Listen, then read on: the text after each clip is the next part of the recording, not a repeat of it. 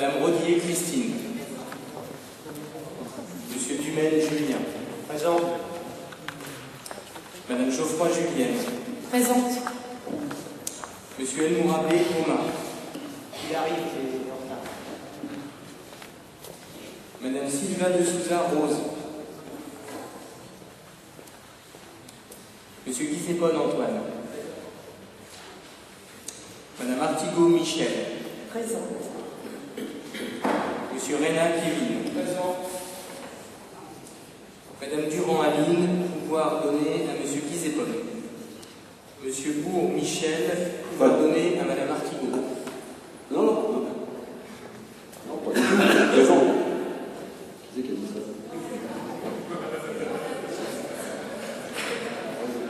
Présent. Excusez-moi, j'ai un mauvais report des pouvoirs. Donc Monsieur Bourg, présent. Voilà. Merci. Madame Lafont-Laure, pouvoir donner Madame Artigot.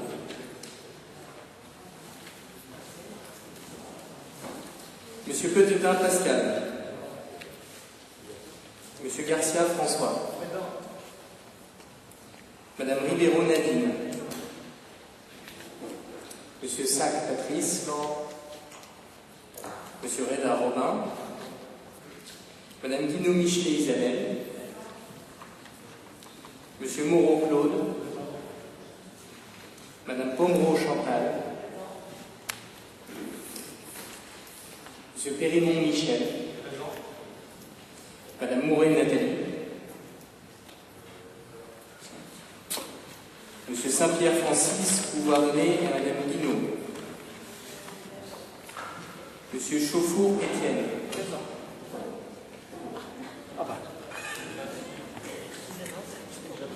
Monsieur Nourri Pascal. Madame Baron Nicole. Monsieur Pinto Enrique, pouvoir donner Madame Baron. Madame Contremoulin Evelyne. Monsieur Doutre Gérard, pouvoir donner à Madame Contremoulin. Madame Vermillier Brigitte, pouvoir donner à Monsieur Robin Redin. Madame Hérault Dominique. Monsieur Véder Alain. Madame Lallier Nathalie. Monsieur De Giovanni Franck, pouvoir donner à Monsieur Véder. Madame Forêt Geneviève. Monsieur Fortin Jacques, pouvoir donner à Madame Lallier. Monsieur Picard Pascal. Monsieur Mélorn Éric. Madame Ashtergen Nadège. Monsieur Pateau Jacques. Madame Gérard Anne-Marie. Monsieur Guetto Daniel. Madame Malguy Réjeanne. Monsieur Guilpin Christophe, pouvoir donner à Monsieur Guetto. Madame Eugène Joël. Monsieur Beneteau Sébastien. Madame Pinon Chevalier Laurence. Monsieur Blanchot Bernard. Madame Chouinard Marie-Lucie. Monsieur Jojas Daniel. Monsieur Guyard Pierre. Madame Sasseva, pouvoir donner à Monsieur Defrémont. Monsieur Defrémont Jean-Marc. Madame Spicher-Bernier Laurence. Madame Guibert Audrey.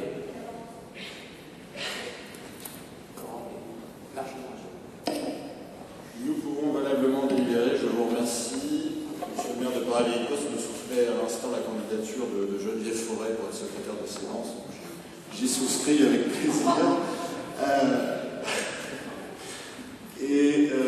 En amont de l'ordre du jour, je vous propose d'ajouter une motion qui en fait fait suite à la même motion votée par la ville de Morangis il y a quelques jours et à laquelle nous avons souhaité peut-être donner une résonance supplémentaire. Il s'agit d'une motion adressée à l'ensemble des décideurs publics et notamment au président de la Société du Grand Paris ainsi qu'au Premier ministre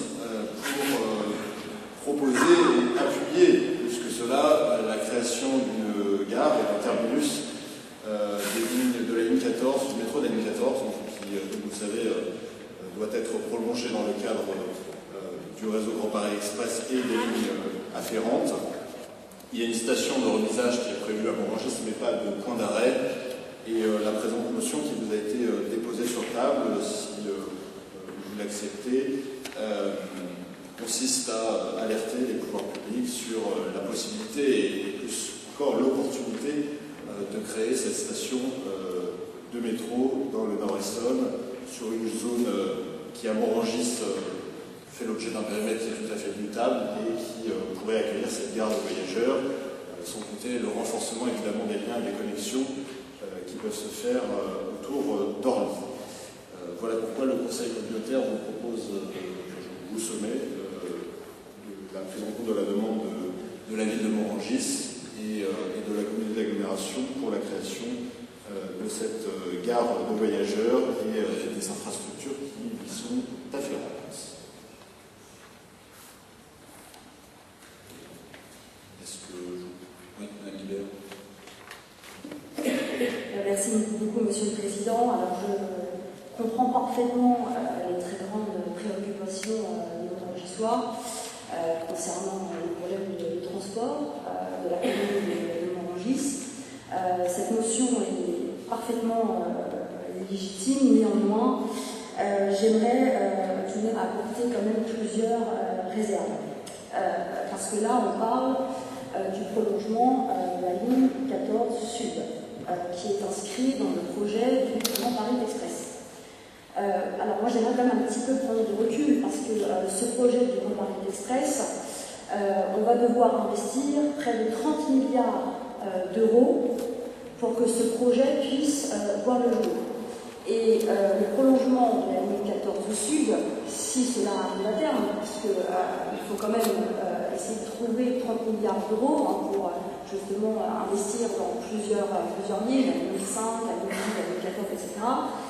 Si ces projets arrivent à échéance, ils verront le jour en 2030. Or, je pense que la priorité, elle doit être une priorité du moment. Et les Morangissois, ils ont besoin des transports dans l'immédiat.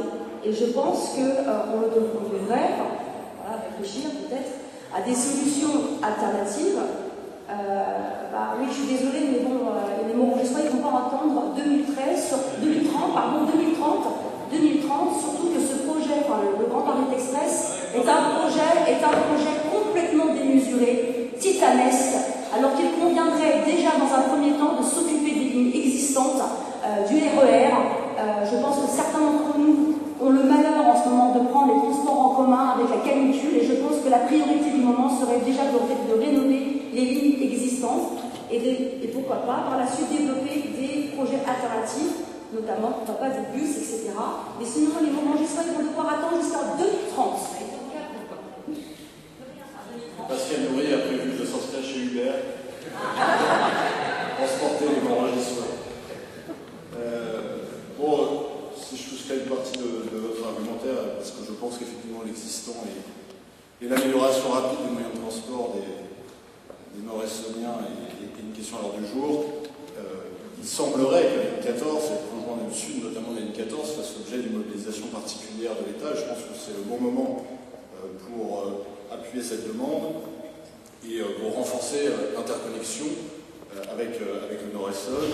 Je pense qu'on n'a pas à être forcément le Nord-Essonne traité comme un site de remisage, mais aussi certainement de porte d'entrée vers la métropole et vers le Grand Paris Express et le Grand Paris tout. Pascal Nourri.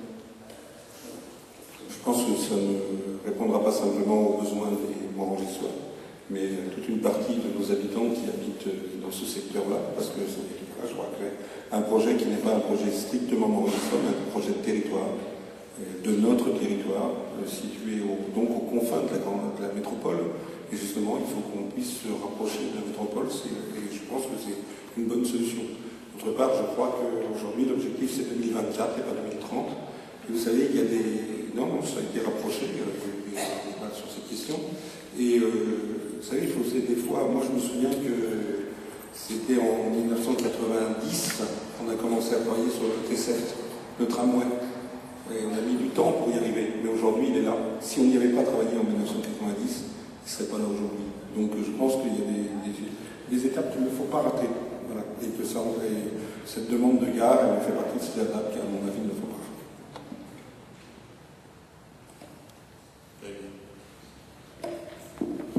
Oui, je crois que dans ce domaine des transports en commun, qui sont importants à la fois pour nos populations et pour le devenir, y compris environnemental de celui-ci, qui peut le plus. C'est-à-dire qu'on ne va pas commencer à confronter des projets qui soient maintenant, demain ou après-demain.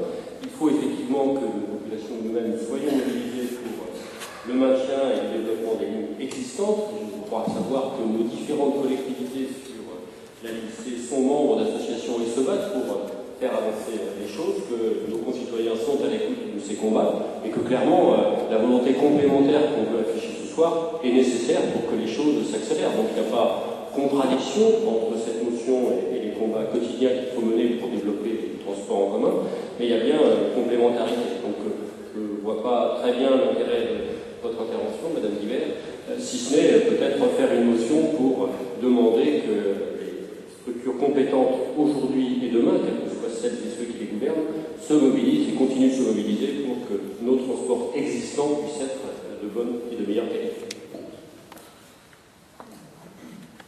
Bien, je vous propose peut-être de mettre au voie cette motion. Je pense que chacun a pu s'exprimer lors du jour. Pardon, c'est tout. Non, juste un amendement rédactionnel. Le CG n'existe plus. C'est maintenant le CG. Ça paraît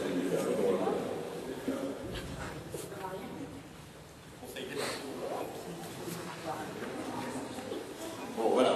Moyennant cet amendement, qui évidemment est important, et je pense que le courrier arrive toujours. Je vous propose de mettre au voie cette motion. Est-ce qu'il y a des oppositions, des abstentions, une abstention? Le reste de l'Assemblée est favorable et je vous en remercie. Je vous propose d'ouvrir l'ordre du jour avec évidemment d'abord le compte rendu, le procès-verbal de la séance précédente. Est-ce qu'il appelle de votre part des observations? Séance blanche juin 2015. Vous le réputez approuvé, je vous remercie. Vous avez ensuite le compte rendu des attributions que j'ai exercées sur votre délégation, des décisions ainsi que des marchés qui ont été notifiés depuis le 29 mai. Est-ce que vous avez des questions, des demandes de précision là-dessus, monsieur de Flamand? Merci. J'ai une question sur la décision numéro 3412 qui concerne la location du Castel à la Calpe. En fait, deux questions. Le montant prévu de 1500 € pour suivre le centre de charge me semble important. Je voudrais savoir sur quel critère il a été établi. Et je voudrais savoir pourquoi, dans ce sens-là, il y a effectivement une location de la ville de Juvisy à la Calpe, alors que dans l'autre sens, lorsque la Calpe met à disposition des équipements des locaux, il n'y a pas de contrepartie financière. Il s'agit là de louer pour la Calpe, de la part de la Calpe, de louer des locaux pour sa coordination culturelle, son culturalité, programmation culturelle. L'idée est de rapprocher les équipes qui non seulement ne disposeront plus de l'espace sur ça à l'horizon de l'année prochaine, et en plus ne devraient plus disposer de ce local ici, au siège de la communauté d'agglomération pour les réorganisations de services et des accueils de transfert et de mutualisation. Horizon qui est hypothétique, je le rappelle au passage, et donc il s'agit de louer l'essentiel du bâtiment du Castel à la commune. Je ne sais pas sur quel point vous évoquez les mises à disposition de l'agglomération, mais sur des points plus précis, je pourrais éventuellement vous répondre sur le type de montage qui est organisé prochainement. Globalement, l'idée est surtout que nous trouvions un lieu suffisamment grand et suffisamment spacieux pour accueillir l'ensemble de ces protagonistes qui sont à la fois des agents en régie et des agents externalisés. Est-ce qu'il y a des questions sur ce sujet? Désolé, j'ai oublié une autre question plus technique. Ça concerne le marché 2015-013C. Je voulais juste savoir combien de vélos avaient été passés dans ce marché, pour quel usage, et quel était le montant du marché.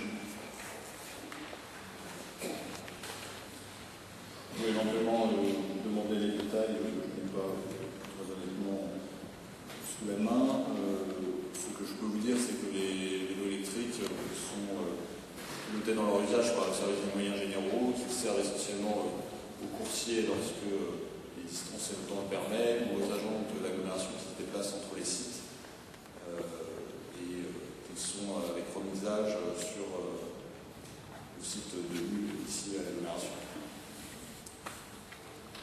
Il y a de mémoire 6 ou 7 B.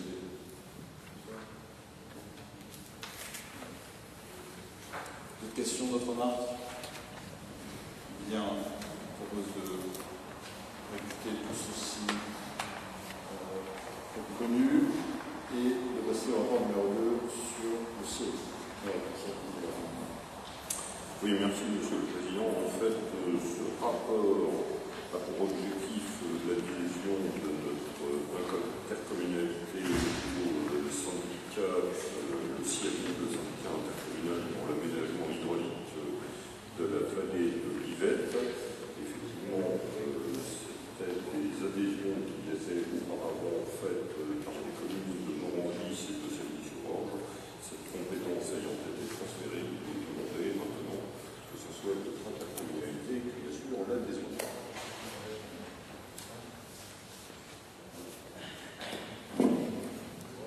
Des questions, des remarques sur ce sujet? Cette opposition à ce que nous avez annoncé au lit, l'abstention, c'est unanime, je vous remercie. Le rapport numéro 3 consiste à désigner de nouveaux délégués suppléants au CIRADOM qui a modifié ses statuts et qui demande désormais pour chaque collectivité un représentant délégué titulaire et 2 représentants délégués suppléants. Nous avions, par le Conseil communautaire du 27 avril 2014, nommé 5 titulaires, c'était 5 communes et 5 suppléants au titre de ces mêmes communes. Il s'agit donc de nommer 5 nouveaux suppléants par commune, un par commune, donc 5 pour l'agglomération, pour chacune des communes. Voilà. C'est qu'on peut procéder, je n'ai pas eu de nom qui ont été relevés en commission, donc si chacun des maires peut nous donner un nom. D'accord. Pascal, je les annonce après.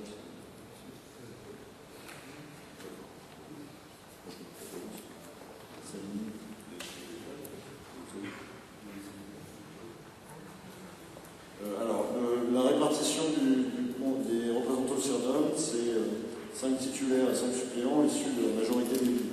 Parce que, en fait, nous, on vote pour les représentants des villes qui sont consolidés à l'agglomération. C'est un représentant par ville à l'agglomération. Moi, je pense que la cohérence, comme nous l'avions fait au dernier conseil, que ce soit les représentants de la majorité de chaque ville qui soit au CIRDOM. Pourtant, il y a une position différente, mais ça me paraît plutôt cohérent au regard des postes.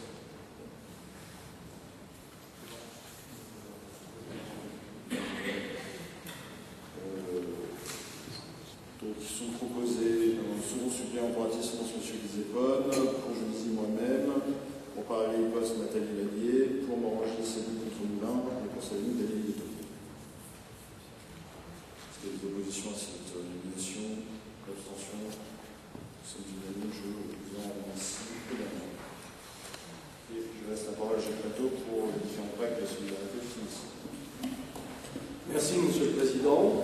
Alors, les 5 délibérations concernent le même objet, c'est le pacte de solidarité financière, c'est-à-dire le fonds de concours qui seront versés à chaque commune. Donc, pour la première délibération, ça concerne la ville d'Atis-Mons. Donc, il faut savoir que le Conseil communautaire a adopté à l'unanimité par délibération du 12 mars 2015 le principe d'une solidarité financière à l'égard des communes par le versement de fonds de concours à ces villes membres calculés au prorata des pertes de ressources en 2015 et d'un écart de potentiel fiscal au niveau de la CAL. Alors, il faut savoir que la commune d'Atis-Mons s'engage dans la construction d'une nouvelle école en centre-ville qui disposera d'une classe, d'une bibliothèque, d'une salle de motricité, de locaux dédiés aux périscolaires et des locaux de restauration y sont aussi prévus. Donc, il demandait d'adopter, décider de verser à la commune d'Atis-Mons un fonds de concours de 683 819 lié à ce que je viens de vous énoncer, qui est la demande de la ville d'Atis-Mons. Voilà, Monsieur le Président. Je vous remercie. Est-ce qu'il y a des questions, Monsieur Lefrémont?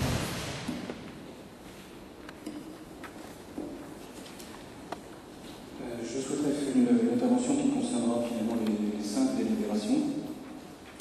Les 5 délibérations qui vont de la 4 à la 8 portent toutes sur le dispositif de pacte de solidarité voté le 12 mars dernier. Le principe du fonds de concours étant de laisser à chaque commune la libre destination des fonds alloués, il n'y a pas matière à détailler pour chaque commune la nature du projet prévu. De même, les montants annoncés pour la participation de la CAL sont conformes à la répartition votée le 12 mars, à l'exception notable de la ville de Savigny, sur laquelle il faudra revenir le moment venu. En revanche, la comparaison des projets présentés dans chaque commune est riche en enseignements. Tout d'abord, au regard de la présentation initiale des 5 délibérations, qui toutes font référence au désengagement de l'État d'une part et au coût de la mise en place des rythmes scolaires d'autre part, on pourrait s'attendre à des projets qui se rattachent principalement et directement à cette mise en place dans chaque commune. Il n'en est rien. Ici, on construit une nouvelle école, là, une nouvelle infrastructure de restauration collective, et ailleurs, on affecte les crédits à l'abondement des travaux de ménage et d'entretien des bâtiments scolaires, voire au paiement des factures de fluide. On cherche pleinement la relation avec la motivation initiale de financement des rythmes scolaires, qui par ailleurs peinent énormément à se mettre en place dans certaines communes, principalement par une carence de concertation réelle. Ensuite, la disparité des utilisations de ces fonds de concours démontre, s'il en était besoin, la montée des disparités entre nos communes. Je suis déjà revenu la dernière fois, je le redis encore cette fois, qui n'est que le reflet d'un mal qui ronge et affaiblit la nation tout entière, la montée des inégalités. Alors que certaines communes continuent d'investir dans les nouveaux équipements, ce qui est très bien dans l'absolu, d'autres ont un besoin urgent de ces fonds de concours pour assumer les charges courantes et tenir la tête hors de l'eau. Au-delà de ces mesures provisoires que nous avons approuvées parce qu'elles partent au plus pressé, il est plus que jamais nécessaire de trouver des moyens plus pérennes de réduire les disparités entre les communes afin d'offrir à chaque habitant de la CAL des conditions de vie comparables, quelle que soit sa commune de résidence. Par le biais d'une définition plus organique de l'intérêt communautaire et par le biais de mécanismes de péréquation plus spécialisés, nous pouvons apporter des solutions. La question qui demeure est, sommes-nous unanimes dans la volonté politique de réduire les disparités au sein de notre territoire?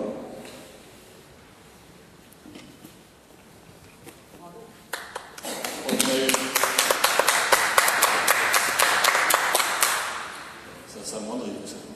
Je crois qu'on a eu déjà un débat assez riche sur le sujet. Simplement, excusez-moi Monsieur Lefrémont, mais lorsque vous dites qu'il n'y a pas de relation avec les rythmes scolaires, ce n'est pas exact. En aucun cas, la communauté n'a dit qu'elle intervenait dans le projet. Elle a dit qu'elle intervenait dans l'aide aux moyens mis en œuvre. Quand vous devez faire 45 minutes ou 1h30 selon les communes d'activité périscolaire en plus, lorsque vous devez ouvrir votre centre de loisirs à davantage d'enfants, que vous devez accueillir davantage d'enfants dans la restauration scolaire, pardonnez-moi, c'est aussi la conséquence principale et la plus coûteuse pour les communes de la réforme des rythmes scolaires. C'est justement pour ça d'ailleurs qu'elle est déficiente. C'est que les communes ayant déjà peu d'argent, ayant mobilisé cet argent pour accueillir des surplus d'effectifs, n'ont plus peu les moyens de développer, le temps et l'argent, de développer un projet éducatif parfois de bonne qualité. C'est là que se creusent les inégalités entre communes qui ont eu assez pour assurer leur attendance et qui peuvent mettre en œuvre leur projet, et les communes qui en sont tout juste à payer leur attendance. Pardonnez-moi de vous dire que je trouve un peu déplacé de dire que cela n'a rien à voir avec la réforme des rythmes scolaires. Le deuxième sujet que vous évoquez, je pense qu'on l'a déjà pris à plusieurs reprises, et l'examen du rapport de la Chambre régionale des comptes le prouvait la fois dernière. La mise en place d'un dispositif pérenne aurait été souhaitable pour l'agglomération, que ce soit sous forme de dotation de solidarité intercommunale, que ce soit sous forme de fonds de concours plus pérenne, que ce soit sous forme d'un pacte fiscal, qui me semble aussi avoir été une occasion manquée de l'agglomération, notamment lorsqu'elle a joué avec ses taux de fiscalité. Tous ces leviers qui auraient pu être pérennes et qui auraient pu être mis en place dans le consensus communautaire depuis 15 ans ne l'ont pas été. Et donc, je crois qu'aujourd'hui, même si nous mettons en place un dispositif pour aider les communes dans une période d'incertitude, nous faire le reproche de ne pas mettre en place une solution pérenne, et là encore, pour moi, un avis. Voilà, je voulais mettre au clair simplement ces deux choses. Sur le reste, je n'y reviens pas. Je pense que l'essentiel a été dit. Merci beaucoup, Monsieur le Président.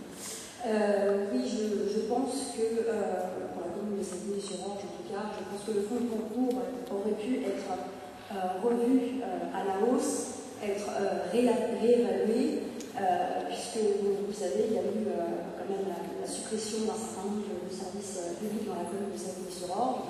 Et s'il y avait eu peut-être une négociation pour augmenter justement le fonds de concours qui aurait pu être versé à la commune de Saint-Denis-sur-Orge, peut-être aussi que ça aurait permis de sauvegarder, pourquoi pas, la crèche familiale, parce que aujourd'hui, demain, on va connaître un déficit de crèche familiale dans la commune de Saint-Denis-sur-Orge, parce qu'il y a la construction de logements, donc il va y avoir de nouvelles familles et donc des enfants à placer en crèche. Et là, il y a eu une suppression d'une crèche familiale. Donc il aurait peut-être été judicieux justement de réévaluer ce fonds de concours pour permettre à la commune de Saint-Denis-sur-Orge de pouvoir pérenniser, en tout cas sauvegarder la crèche familiale, parce qu'il est quand même une question en général des équipements scolaires. Enfin, j'aimerais juste faire un point sur la commune le fonds de concours qui est attribué à la commune de Paray-les-Postes, parce que la Paray-les-Postes, c'est un choix assumé, a décidé de quitter la communauté d'agglomération de Porte de l'Essonne pour rejoindre la métropole du Grand Paris. Et on va quand même lui accorder un fonds de concours qui est quand même de 177 000 euros, si les chiffres sont bons. Alors que malheureusement, le départ, ce sont vos chiffres, Monsieur le Président, le départ de la commune de Paray-les-Postes va occasionner une perte de 20% de ressources. Donc il aurait peut-être été judicieux aussi de voir et de négocier avec la commune de Paray-les-Postes pour faire en sorte justement de pouvoir récupérer ces 177 000 euros et de les ventiler sur d'autres communes qui en ont le besoin, puisque l'objectif en plus de ces délibérations, c'est pacte de solidarité financière. Donc il faut peut-être que ça aille jusqu'au bout, parce que là j'ai plus l'impression qu'on accorde en fait en quelque sorte un parachute doré à la commune de Paray-les-Postes.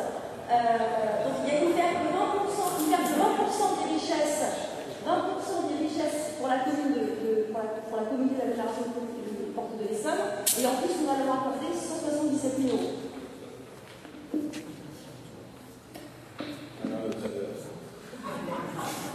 Merci, Monsieur le Président. Je ne vais pas faire une polémique sur le sujet. Parachute doré, je veux bien. Je pense que le parachute doré, c'est plutôt la CAL qui l'a, parce que de mémoire, mais je crois que Paray-les-Postes, ça porte 20 millions à la CAL. Donc, qu'on ait 177 000 euros sur les 20 millions, ça ne me paraît pas excessif.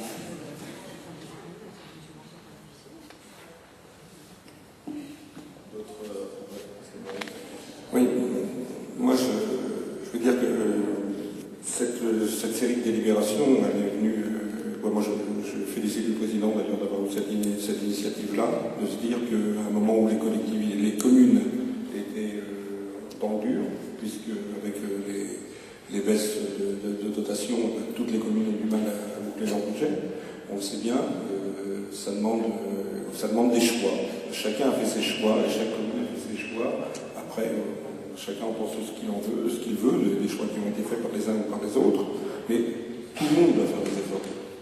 Toutes les communes, telles qu'elles sont, alors il y en a qui c'est peut-être encore plus difficile que pour d'autres, mais tout le monde voit ces dotations baisser, et tout le monde se dit comment je passe l'année 2015, comment je passe l'année 2017, et on se demande aujourd'hui si on va passer l'année 2017, et on est tous pareils.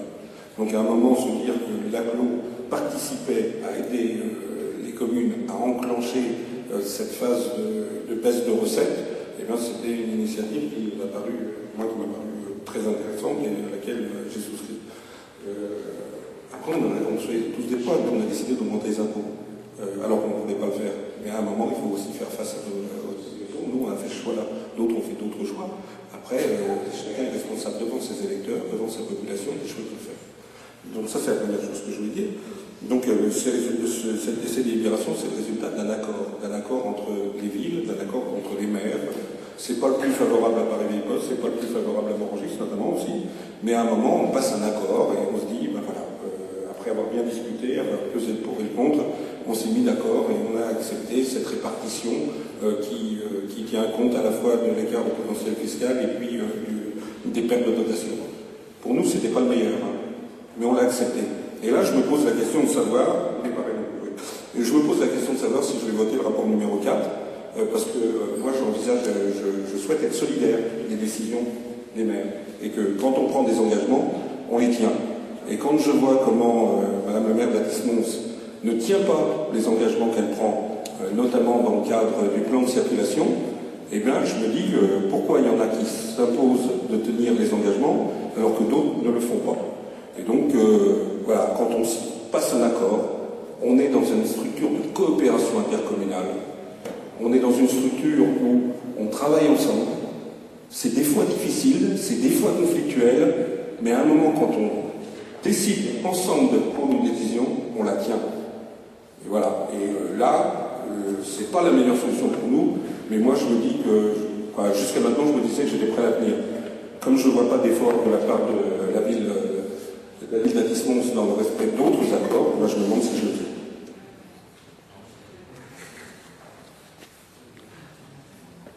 Oui. Bien, libre à M. Nourri qui voudra ne pas voter la délibération numéro 4. Pour autant, ce débat a eu lieu ce matin dans le comité de pilotage sur la circulation et la ville d'Athis-Mons n'a en aucun cas enfreint les accords qui étaient passés du fait que les conditions qui avaient été demandées n'avaient pas été remplies. Moi, je vous invite vivement à aller sur le site. Vous parlez d'un site peut-être que vous connaissez plus ou moins bien. Hein. Les dispositions n'étaient pas réunies, la signalisation n'était pas renforcée comme on l'avait demandé. Et à 2 reprises en bureau communautaire, nous avions bien signalé que nous fermerions à nouveau la rue Jean-Jacques Rousseau, qui n'est pas à même de recevoir tout le trafic routier qui nous vient de Morangis, de Savigny et de Juvisy. Les dispositions n'ont pas été prises, je n'ai pas voulu entendre les remarques qu'on a formulées en bureau communautaire. Donc à partir de là, en aucun cas on a renié les accords, puisque vous n'avez pas respecté à la lettre ce qui avait été dit. Vous n'avez pas respecté les accords dits. Non. S'il vous plaît. Je comprends la position de principe, chacun avec comme il veut. Épargnez-moi une seule temps de circulation. Pitié. Même libère. Merci Monsieur le Président. J'ai juste une dernière question. Valérie Chastillon doit intégrer la CAP au 1er janvier 2016. Est-ce que vous allez lui accorder un peu de groupe?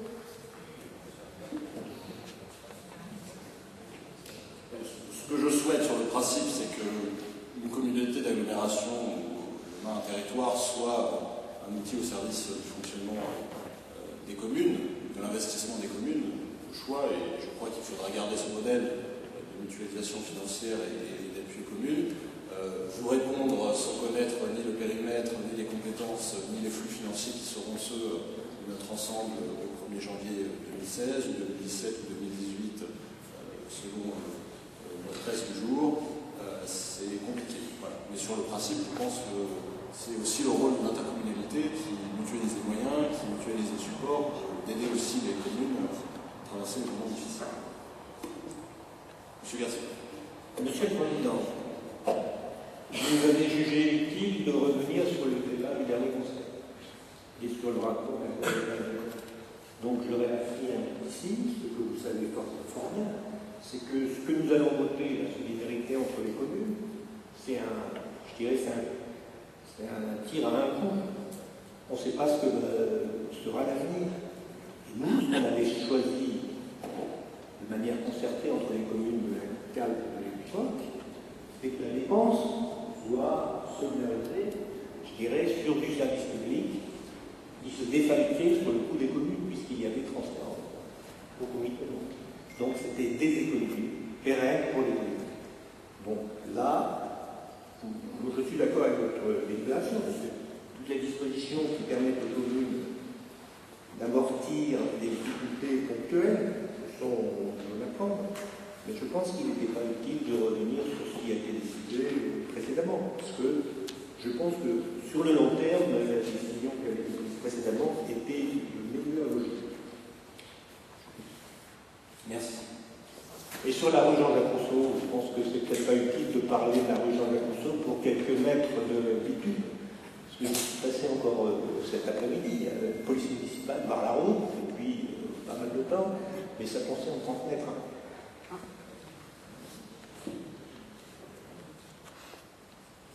Bien. Donc, sur le rapport numéro 4, je vous propose de mettre aux voix qui vote contre, qui s'abstient. Nous sommes à 2, 3, 4, 5, 6, 5. Si vous pouviez faciliter. 5 avec un vote. Alors, contre. 1. Abstention. 5. 6 avec le pouvoir. Donc le reste de l'Assemblée est favorable. Je vous en remercie. Vous souhaitez qu'on revienne sur le chef de concours ou le concours de jeudi? C'est l'opposition. Même vote? Même vote. Oui, je considère que c'est le même vote. Une opposition, 6 abstentions. Adopté. Orangis, même vote? Compte tenu de l'argument formulé par le représentant de la ville de Morangis, David Datismon s'abstiendra sur le vote concernant cette ville. Vous l'avez annoncé, il faut que on s'abstiendra, monsieur. Eh bien, nous s'abstiendra. Le maire a changé, n'a pas été prévenu. Bon.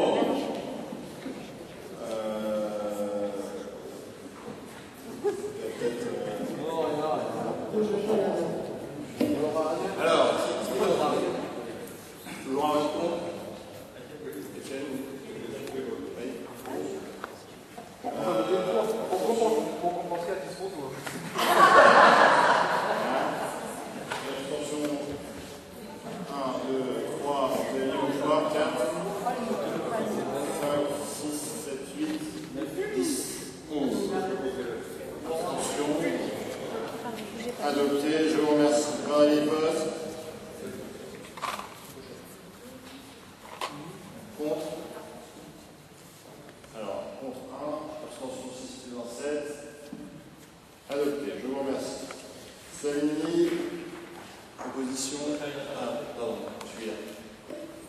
Oui, juste une intervention concernant Savigny, parce qu'il nous reste une explication sur laquelle on n'a pas vraiment tout obtenu au conseil municipal. Il fallait que les conseils municipaux soient un peu agités actuellement à Savigny-Courant, et que, en l'occurrence, celui sur lequel on aurait pu avoir cette explication, on ne l'a pas eu clairement.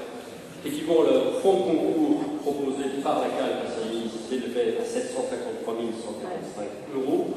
Il n'apparaît dans la délibération d'aujourd'hui, sur laquelle je reviendrai par ailleurs sur ce montant, que 253 852,80 €. La déduction, donc les 500 et quelques mille euros, je ne sais pas le calculer en détail, sont annoncés comme pour prendre en charge le bail de voirie. Et le bail de voirie est clairement aujourd'hui une compétence intercommunale. Donc je vois mal comment cette soustraction peut aujourd'hui être faite sur le fonds de concours, puisque le bail de voirie concerne une compétence qui est devenue intercommunale. Donc est-ce qu'on peut avoir enfin une explication claire sur cet enjeu?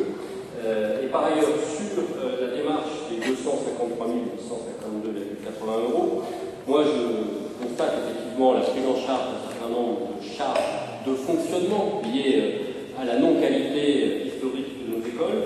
J'ai déjà dit en conseil municipal de Savigny que je souhaitais, comme d'autres, notamment les voisins, les collègues qui ne sont pas là ce soir, que nous investissions dans les qualités thermiques et les installations de nos écoles comme de beaucoup de bâtiments publics à Savigny. Je pense qu'il aurait été de meilleur aloi, compte tenu de l'activité économique de notre entreprise, que des travaux soient faits, parce que là aussi c'est l'activité économique, soit par nos agents, soit par des tiers extérieurs, et notamment les PME compétentes en la matière, pour alléger les coûts de fonctionnement futurs. Ce n'est pas le choix qui est fait aujourd'hui, c'est de prendre en charge les charges qui, à mon avis, à terme, devront baisser. Donc là, moi, sur le principe du fonds de concours et sur l'affectation du fonds de concours, je m'abstiendrai comme pour les autres votes, mais je voulais l'expliquer parce que ça concerne un peu aussi la vie de Julie. voilà, soyons vigilants à ce que les efforts que nous faisions concernent, et vous avez vous-même, Monsieur le Président, parlé d'investissement tout à l'heure, je l'ai bien entendu.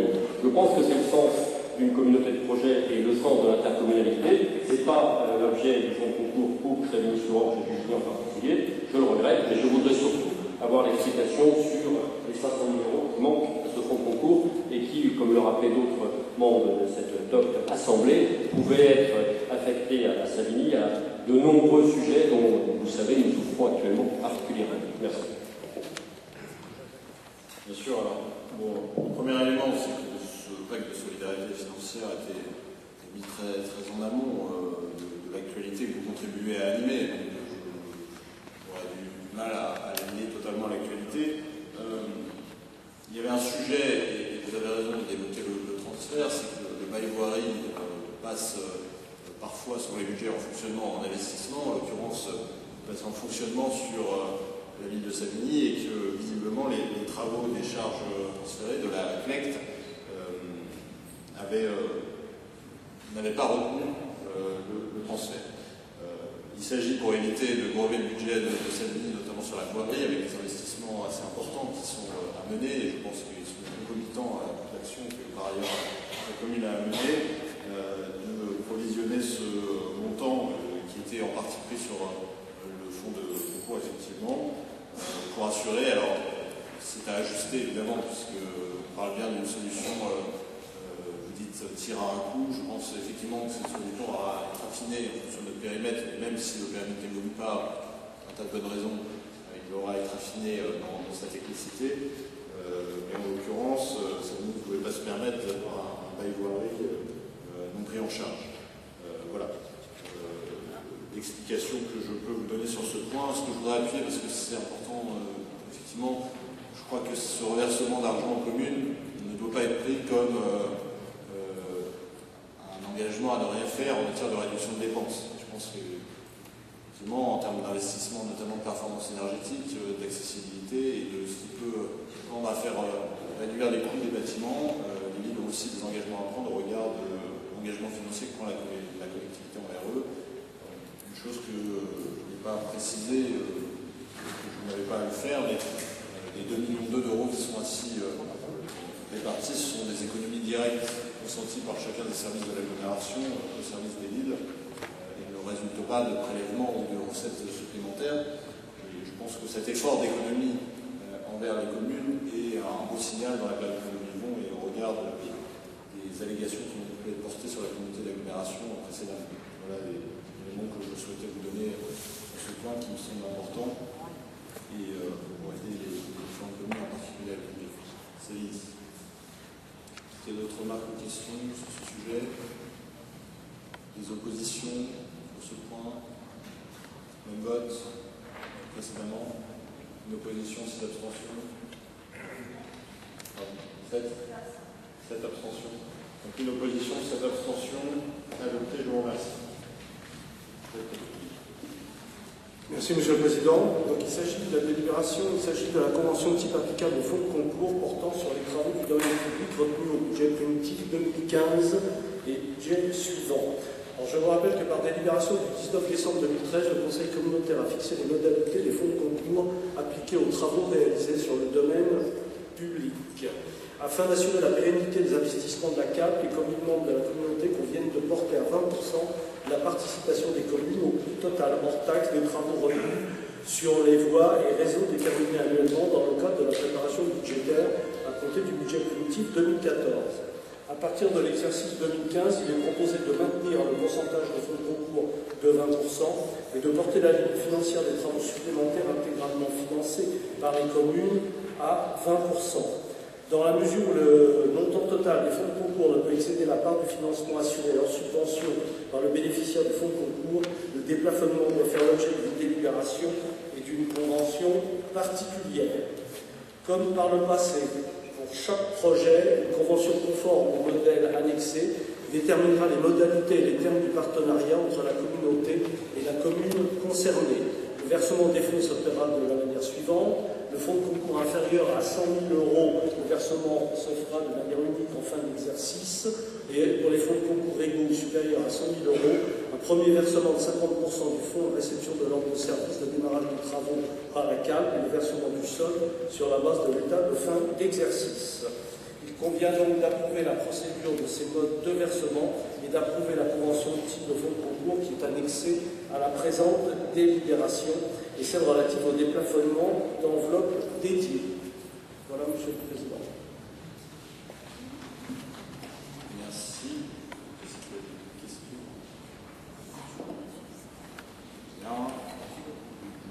Juste une question qui se décline. On est au milieu de l'année 2015. On pourrait avoir la liste de l'ensemble des opérations ville par ville qui sont affectées et les sommes qui vont avec, un tableau de synthèse qui représente l'application en fait détaillée ville par ville et par ville. Parce que de mémoire, c'est l'existence santé bureau communautaire. C'est pas été présenté en commission. Ça doit pouvoir se trouver. C'est celle de jeudi soir. Ça doit exister déjà. Oui. On est que milieu d'année. C'est la rotation. On est dans les rues. Non, on a une session. C'est possible. En vélo, c'est comment on peut faire? Monsieur Guillet. Oui, j'avais juste une petite question technique, parce que j'avoue que j'ai eu du mal à appréhender l'intégralité de cette délibération. C'est bien sur le complément entre les 20% votés par les communes et le déplafonnement, et la part déplafonnée, c'est pas dans laquelle la part de la commune passe à 33%. J'avoue que j'ai eu un peu de mal à comprendre cette délibération. Qu'est-ce qui est déplafonné et quel est l'investissement complémentaire à faire par la commune? 20% c'était clair. Le 33% qui apparaît dans cette délibération, est-ce qu'il ne concerne que l'écart entre le 20% et le déplafonnement ou pas? Je vais avoir une explication complémentaire. Désolé, je n'ai pas pu venir en commission, mais j'aurais posé la question à mon président. Je suis obligé de la poser ce soir.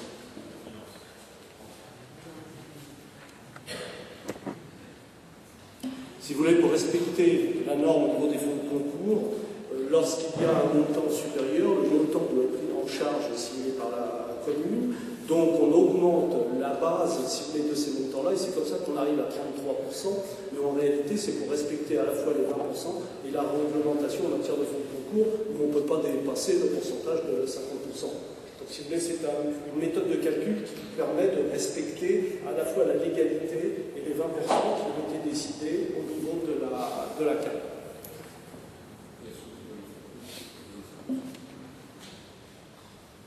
Et à ceux qui veulent en faire plus, de les payer à 100%. Voilà. Merci,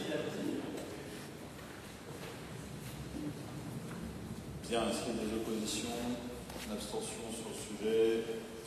Nous sommes unanimes. Merci. Monsieur le Président, il s'agit d'une demande de subvention dans le cadre du contrat de territoire avec le département pour l'approbation de l'APD du projet de rénovation de l'espace Jean-Ursa à Juvisy-sur-Orge et de l'AVP de l'aire d'accueil des gens du voyage. Alors il faut savoir que par deux délibérations de 2012 relatives au nouveau partenariat avec les territoires essonniens, le Conseil général de l'Essonne a défini des objectifs et de nouvelles modalités de sa politique de partenariat pour la réalisation d'opérations d'investissement. Par délibération d'octobre 2013, le Conseil communautaire a manifesté son intention de s'engager dans une démarche partenariale et de contractualisation avec le Conseil départemental de l'Essonne. Par délibération du 26 septembre 2014, le Conseil communautaire a désigné deux nouveaux référents pour l'appel naissant et l'égalité femmes-hommes. Donc depuis, le projet de rénovation de l'espace Jean-Ursa a évolué à l'économie. Aussi, il est proposé d'inclure maintenant une seconde opération à ce contrat. Il s'agit de l'aménagement de l'aire d'accueil des gens du voyage de 26 places sur le terrain situé à Morangis.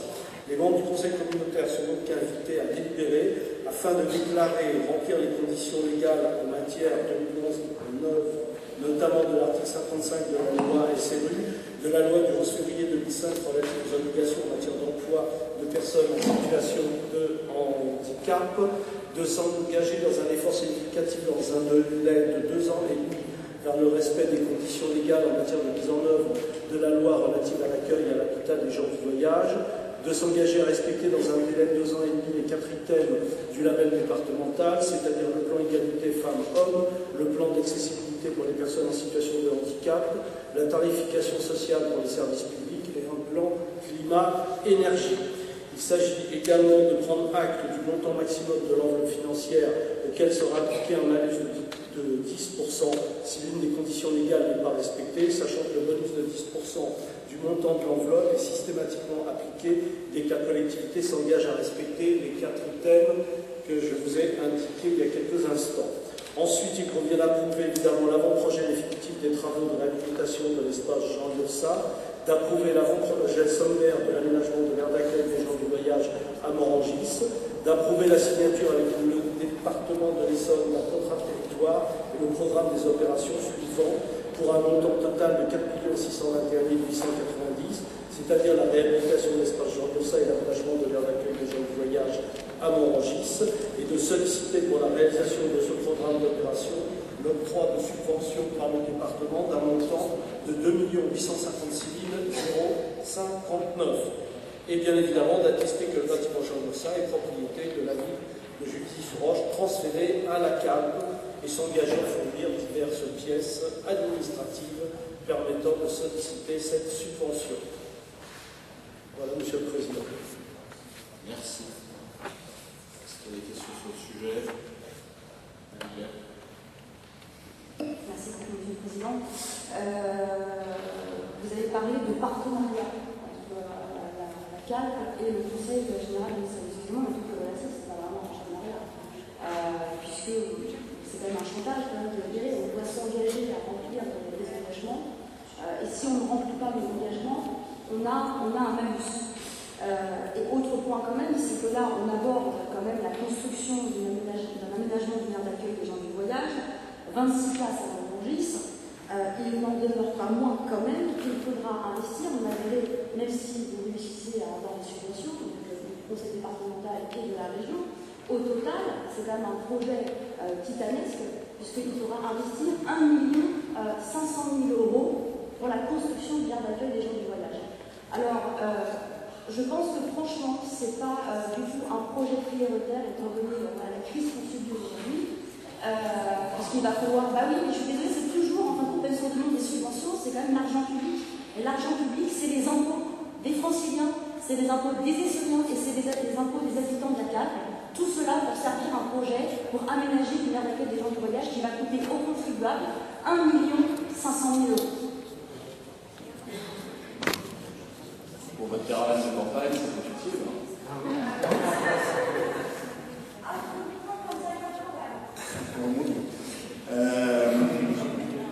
Je suis déjà pris. Non, mais je pense qu'il y a un moment, il y a des lois, et les lois, on les respecte. Voilà. Ça fait partie des choses qui, quand on est élu, s'imposent à nous. Et la première des choses, c'est de respecter la loi. Et respecter la loi sur les gens du voyage, c'est nécessaire, c'est indispensable. Deuxième élément, ça nous permet aussi de lutter contre, je crois que tous ceux qui subissent les envahissements sauvages disent, à un moment, on respecte la loi et on fait respecter les règles derrière, mais on ne peut pas faire respecter les règles si nous-mêmes on ne les respecte pas. Président, je viens d'entendre Pascal Nourri dire qu'il fallait respecter la loi. Je crois que une grande partie de l'Assemblée partage ce point de vue. Je note que vous êtes sur 26 places pour le terrain situé à Morangis. Je n'ai pas en mémoire les chiffres du nombre de places indiquées dans le plan départemental. Et j'aimerais avoir des informations sur la programmation des places supplémentaires qui sont déficitaires aujourd'hui.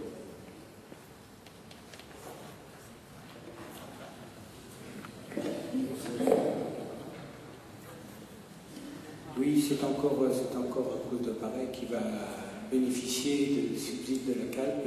Je m'en excuse par avance. Les places sont pour pareil.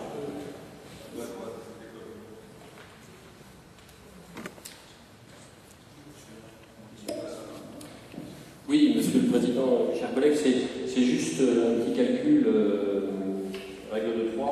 Effectivement, le 1 570 000 € pour 26 places, ça nous fait 60 000 € la place. Et objectivement, pour avoir déjà vécu d'autres installations de ce type dans d'autres villes, dans d'autres secteurs de l'Essonne, ça m'apparaît un peu beaucoup. Donc, est-ce qu'il y a une difficulté particulière compte tenu du terrain et peut-être l'enjeu de dépollution dont on sait qui grève fortement les coûts en question, mais sinon, c'est vrai que voilà, ça nous a un peu interpellé quand on a fait le calcul, parce que généralement on est plutôt à la moitié quand on installe ce genre. Je rappelle que c'est très sommaire l'installation qui est faite pour ces gens qui par ailleurs doivent trouver de la stabilité, y compris pour leurs enfants, donc il n'y a pas de débat, et comme le disaient mes chers collègues, c'est bien la loi qui nous impose, mais c'est au-delà de la loi, c'est aussi accueillir des hommes et des femmes et des enfants qui ne sont pas tous ceux que d'aucuns d'entre vous, et en particulier vous, le Front National, vous dénoncez systématiquement. Voilà ce que je voulais rajouter. Oui, sur le coup, il y a eu un petit pilotage avec les élus, notamment le Morangis et le Paris des Postes cette semaine. Il y a effectivement un fort coût de dépollution. Alors, on est en phase d'avant-projet, il y a un certain nombre d'ajustements à faire qui pourraient faire baisser les coûts, notamment la méthode de dépollution, la méthode de gestion des délais, et puis ensuite l'équipement de cette aire d'accueil. On reste dans une épure un peu supérieure, effectivement, compte tenu d'une place à ce que pourrait être une aire ici, mais le site, par ailleurs, présente tous les avantages de ce genre de site, et notamment l'espace, et les contraints en termes d'équipement de pollution. Est-ce qu'il y a d'autres questions, d'autres sujets? Est-ce qu'il y a des oppositions à cela? Des abstentions? Une abstention? Je vous remercie. Et le sujet suivant, c'est Merci, Monsieur le Président. Donc, il s'agit dans cette délibération d'une demande de subvention auprès du Conseil régional d'Île-de-France pour l'aménagement d'une aire d'accueil des gens du voyage de 26 places située sur la commune de Morangis. Alors, il faut savoir qu'au titre de ses compétences facultatives, la CAP est compétente pour la réalisation et la gestion des aires d'accueil des gens du voyage. La ville de Morangis s'engage à mettre à disposition de la CAP par voie de convention pour une durée minimale de 10 ans un terrain, et sur ce terrain, la CAP souhaite aménager une aire d'accueil des gens du voyage de 26 places réparties en 13 emplacements. Les membres du conseil communautaire sont donc invités à délibérer pour approuver l'avant-projet sommaire de l'aire d'accueil des gens du voyage située à Morangis et le plan de financement qui consiste au niveau des financements d'avoir des aides du conseil départemental de 373 452 €, du conseil régional de 104 000 €. Et bien évidemment d'autoriser le président à solliciter cette subvention la plus élevée possible auprès du conseil régional.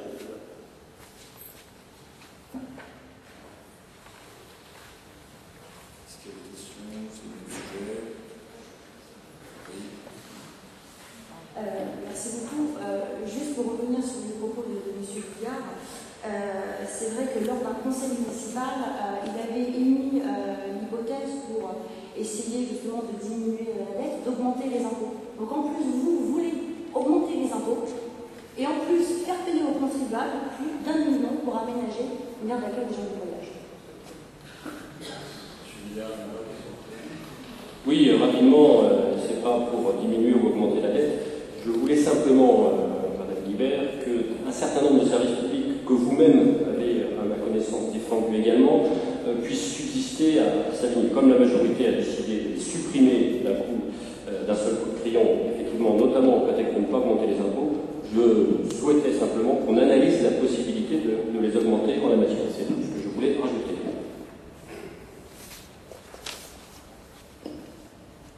Bien. Est-ce qu'il y a des oppositions? L'abstention? L'abstention? Je vous remercie. Merci Jacques. Le rapport numéro 12 concernant un avenant à la convention mise à disposition d'agents du service de la CALP vers Atis-Mons pour assurer le nettoyage du marché des gravelliers dont la l'appellation de la compétence.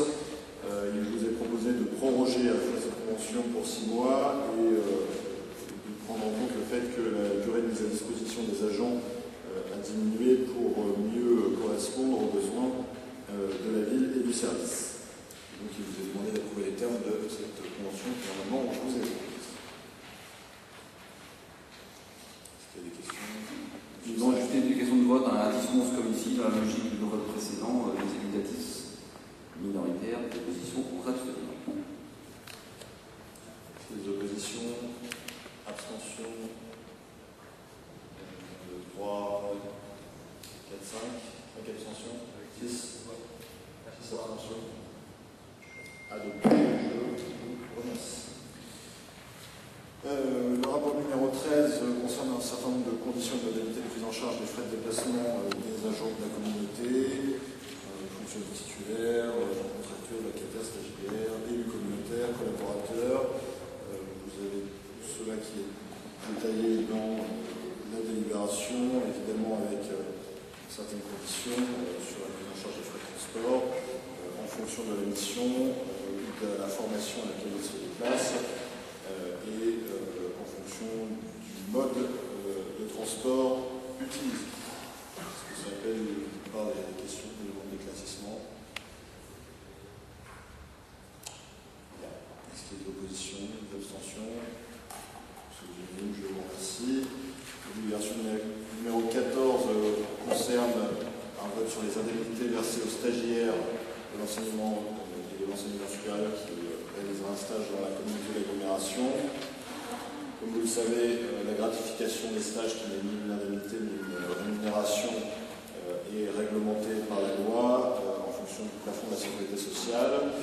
Ne peut pas être, contrairement à la question qui a été posée en commission, modulée en fonction du niveau d'études du stagiaire.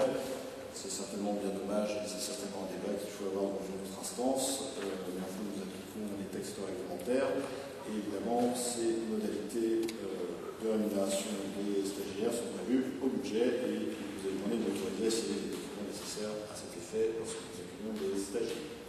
Est-ce qu'il y a des questions, monsieur Julien? Oui, j'avais juste une question parce que ma mémoire flanche. Est-ce que nous avions fait le même type de délibération pour les apprentis qu'éventuellement notre communauté d'agglomération prendrait? Je ne sais pas le souvenir, je n'ai pas retrouvé. Il me semble qu'il existe une déclaration cadre, puisque nous avons des apprentis, notamment la participation culturelle. C'est une délibération cadre sur le sujet. Des questions? Est-ce qu'il y a des oppositions, d'abstentions? Je vous en remercie. Le rapport numéro 15 concerne la modification du tableau d'effectifs au 1er août prochain, pour deux raisons. La première, c'est l'avancement des agents qui je souhaitais nommer suite à un avancement d'une promotion interne et l'avis de la CAP. Et compte tenu de la structuration du centre de supervision urbain pour la mise en place de de protection, qui nous conduit à ouvrir des postes en filière police. Voilà. Est-ce qu'il y a des questions sur le sujet? Nous précisons, monsieur Desfrazon. C'est juste une demande de précision. Les effectifs qui sont mentionnés, est-ce que ce sont les effectifs réels ou les effectifs, est-ce que ce sont les postes pourvus ou les postes théoriques? Ce sont les postes ouverts. Normalement, ils doivent coller le plus possible aux postes pourvus. Je pense qu'il y a une petite marge, encore dessous.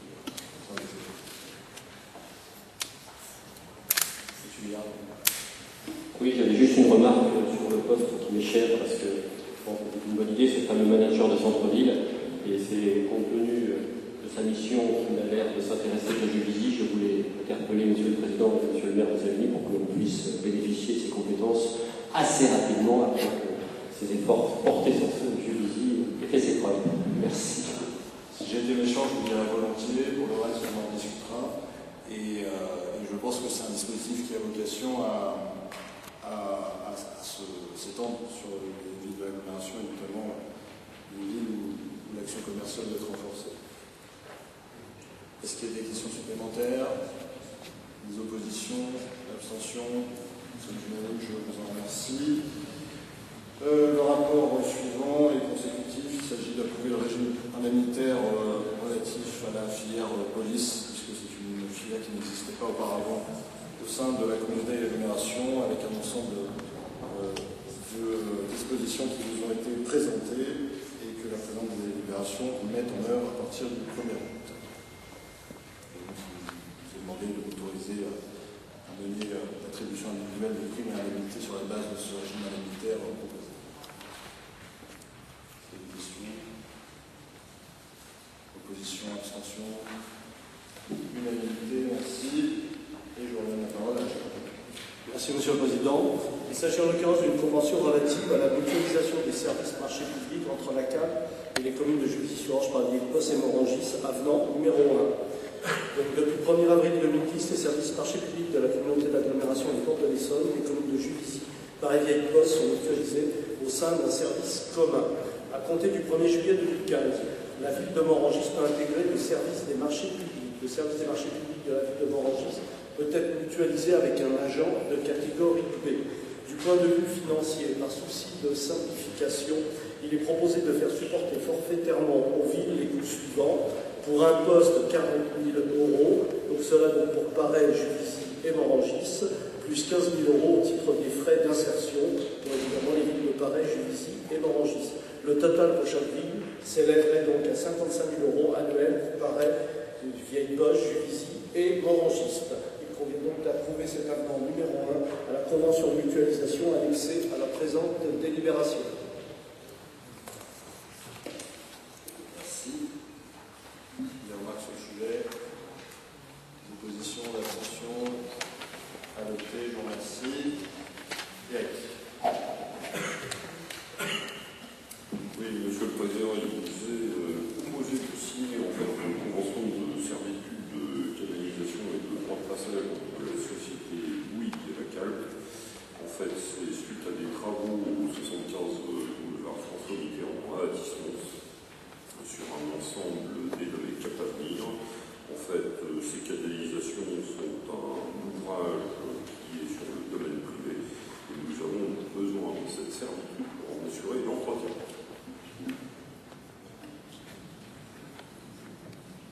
Opposition, abstention, adopté. Merci. Pascal Noël. Oui, je vous propose que nous autorisions le Président à signer le pacte 3, l'Orly International. Le pacte, c'est un dispositif contractuel qui permet, entre la région et ses partenaires, qui permet la mise en œuvre du schéma qui s'appelle Stratégie régionale de développement économique et d'innovation, et différents dispositifs qui concernent l'emploi, le développement économique, la formation. Il y a déjà eu 2 pactes qui sont déroulés. Le premier depuis avril 2009 et le second depuis le 18 décembre 2012. Les signataires de ce pacte sont la région Île-de-France, c'est le porteur du dispositif, le département de l'Essonne et du Val-de-Marne, les chambres consulaires, chambre du Val-de-Marne de l'Essonne et du Val-de-Marne de l'Essonne, la communauté d'agglomération des Portes de l'Essonne, l'association des communes et communautés du Grand Orly, l'association pour le développement économique du pôle Orly-Rungis d'abord, et l'association Orly-Paris.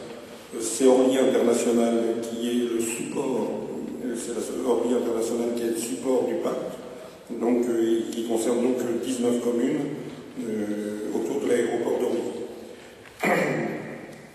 Donc vous avez tout le bilan du pacte numéro 2 avec dans toutes les annexes, et on pense qu'il est nécessaire de poursuivre avec un pacte numéro 3 dans un contexte économique que nous connaissons, dont nous venons de parler, notamment avec la raréfaction de l'argent public. Il est important de mutualiser les ressources, qu'elles soient publiques et privées, et donc de façon à utiliser tous les leviers possibles pour permettre ce développement en faveur de l'emploi, et notamment qui concerne les populations locales à l'échelle de nos 2 départements et de toutes les communes qui sont concernées. C'est un moyen aussi de faire vivre notre territoire, et vous savez que nous sommes attachés tous à faire vivre ce grand territoire d'Orly, et donc ce dispositif nous permet d'être quelque chose de concret, pratique, etc., qui réunit les populations, les entreprises et les acteurs économiques et sociaux de l'ensemble du territoire. Et donc, voilà, l'idée c'est quand même de diminuer les coûts de conception, développer les apprentissages, développer la participation entre les différents acteurs. Vous verrez que le pacte 3 n'a plus que 2 axes pour le nouveau pacte 3. Il y a 2 axes. Le premier, c'est le développement économique renforcé et ciblé sur le développement économique endogène et l'attractivité. Le second, l'axe 1, c'est renforcer la performance économique et l'attractivité d'Orly-Paris. Le deuxième, c'est améliorer l'accès de la population locale aux emplois. Ce qui est donc deux pistes. La première, permettre le développement de la performance économique. Le deuxième, permettre à nos populations de profiter de ce développement économique. Et donc, vous avez ensuite les 9 projets qui concernent ces 2 axes que vous pouvez vérifier.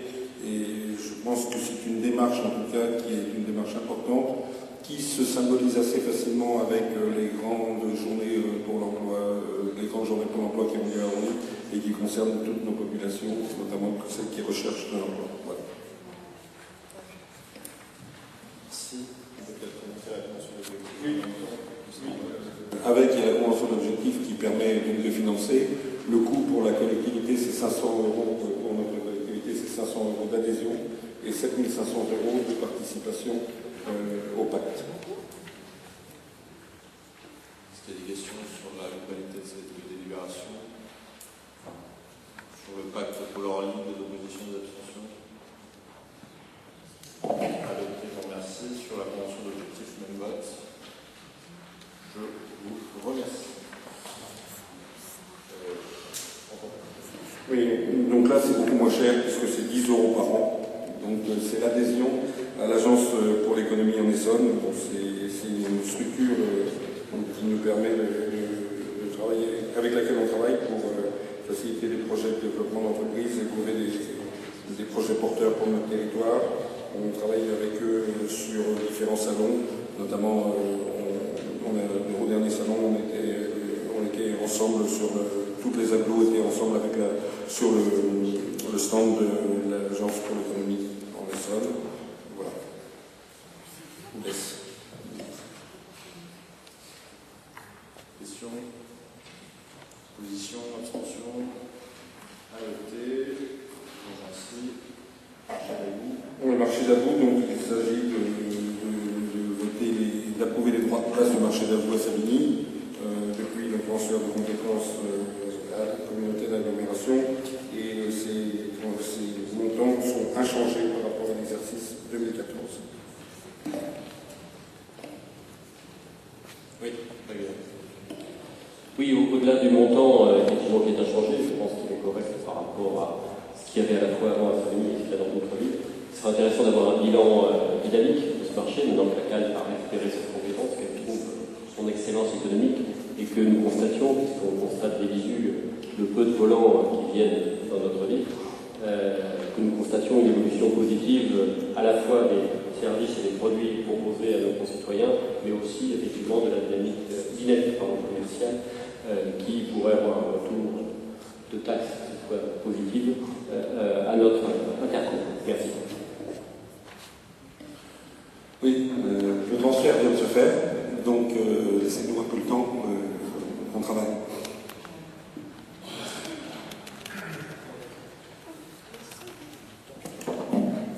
D'autres questions? Opposition, abstention?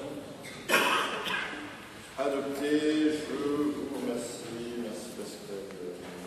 Le rapport numéro 23 concerne le protocole que nous devons approuver, le protocole foncier pour le grand pôle intermodal de Juvisy, et l'autorité a signé ce protocole qui définit en gros les emprises foncières impactées par le projet de la gare, les modalités d'occupation des parties des terrains leur appartenant en vue de la réalisation des ouvrages et parties d'ouvrages prévus dans le grand pôle intermodal, et les opérations foncières à intervenir entre les parties à l'issue des travaux, en termes de notamment cession, acquisition, échange, à titre gracieux entre les différents partenaires financiers. Voilà. Évidemment, ce protocole rappelle la volonté commune de réaliser la rénovation de la gare de ce grand pôle intermodal et de procéder ensemble aux opérations foncières nécessaires à la réussite de l'opération.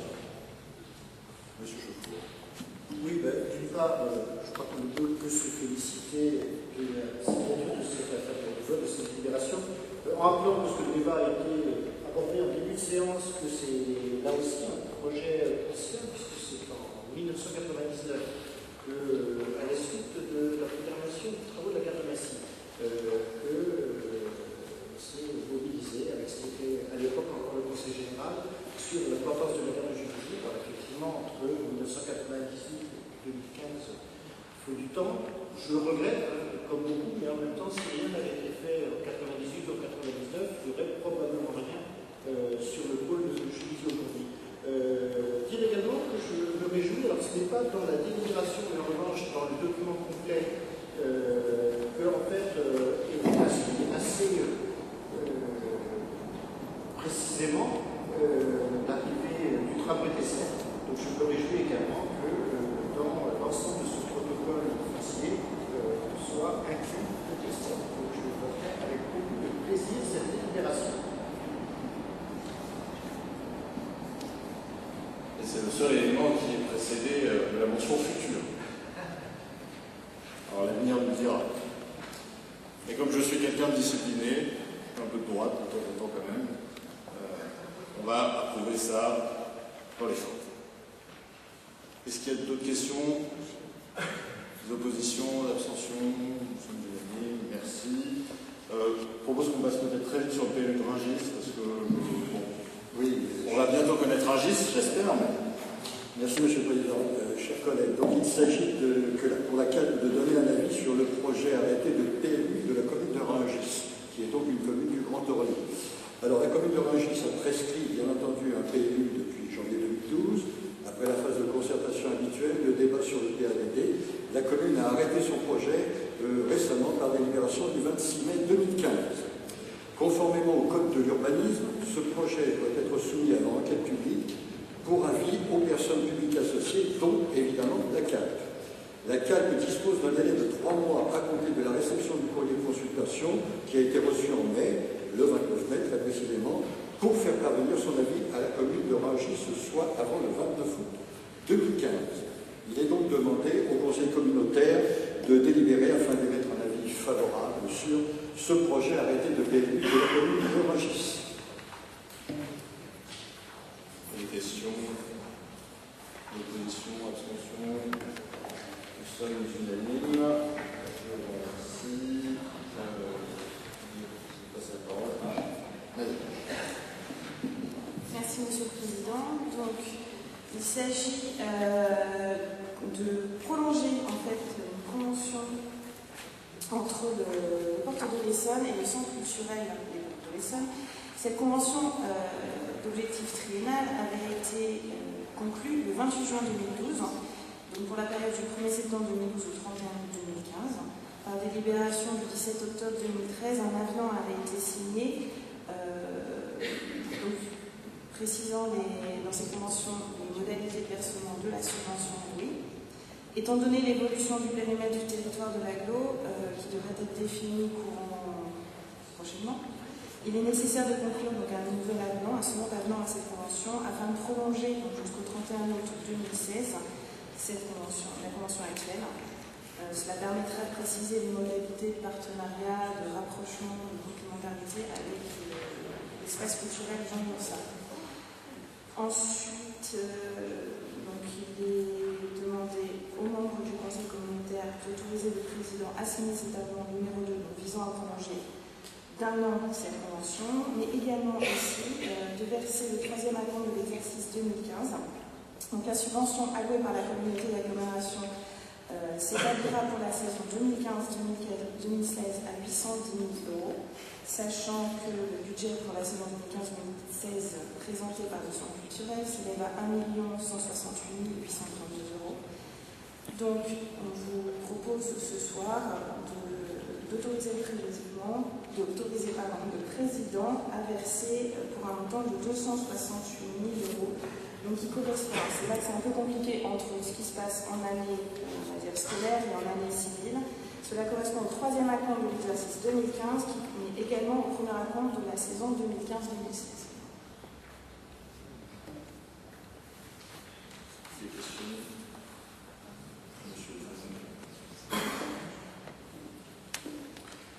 Puisqu'il est question de culture et de convention, je ne résiste pas à la tentation de dire qu'en matière de convention, effectivement, lorsqu'on veut faire des conventions et soutenir la culture au sein de la CALP, on peut le faire. Je me demande pourquoi on ne pourrait pas imaginer des conventions avec d'autres structures qui soutiennent également la culture ailleurs, car ils sont sous la Juvisy, sur le territoire de la CALP. On va faciliter les rentes d'intérêt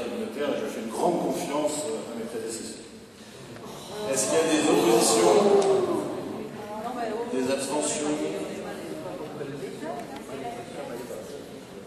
Dans les votes, on est unanime. Je vous remercie. Nadège.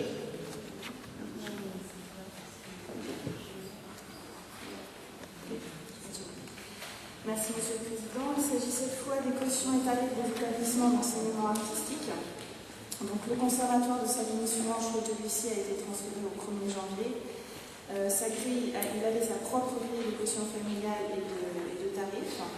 Le Conseil communautaire, dans la séance du 18 décembre 2014, avait fait sienne dans ses tarifs pour terminer l'année scolaire. Lors du Conseil communautaire du 9 avril, il vous a été proposé d'adopter une nouvelle grille, la grille de calcul quotient familial et des tarifs d'établissement d'enseignement artistique, de manière à homogénéiser l'ensemble des structures, les tarifications sur l'ensemble des structures. Donc, à l'approche de la saisie des inscriptions 2015-2016, deux difficultés d'application sont apparues pour cette grille tarifaire, votée donc le 9 avril. La première porte sur les tarifs applicables aux membres, aux élèves membres de l'ensemble d'Harmonie. Il est proposé de clarifier ainsi les élèves et membres des ensembles d'harmonie du territoire pour instruments pratiqués dans le cadre de l'harmonie se verront appliquer la gratuité. Ces élèves devront seulement s'acquitter des frais de dossier. Deuxième chose, la seconde clarification porte donc sur l'inscription multiple des élèves de moins de 21 ans issus d'une même famille. Cette réduction sera appliquée après classement des enfants par ordre dégressif des coûts d'inscription. Donc, il vous est proposé ce soir d'approuver l'application de la grille communautaire des quotients familiaux pour les usagers du Conservatoire de Savigny, d'approuver les grilles des tarifs pour l'école d'art Camille Lambert, le Conservatoire de musique et de danse et théâtre pour le territoire de la Calpe, et enfin d'abroger la délibération votée le 9 avril 2015.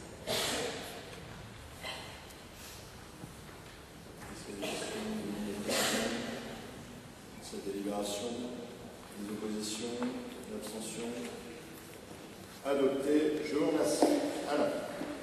Oui, il s'agit de la convention de gestion entre Savigny-sur-Orge et la Calpe. La commune de Savigny-sur-Orge possède son propre système de vidéoprotection. Or, au 1er janvier 2015, la compétence vidéoprotection a fait l'objet d'un transfert à la Calpe. De ce fait, et dans l'attente de l'arrêté préfectoral autorisant l'intégration du système de vidéoprotection de Savigny-sur-Orge, une convention de gestion doit être mise en place entre Savigny et la Calpe. Il vous est donc proposé d'approuver la convention jointe à ce rapport et d'autoriser le président à la signer. Merci. Monsieur Bertrand.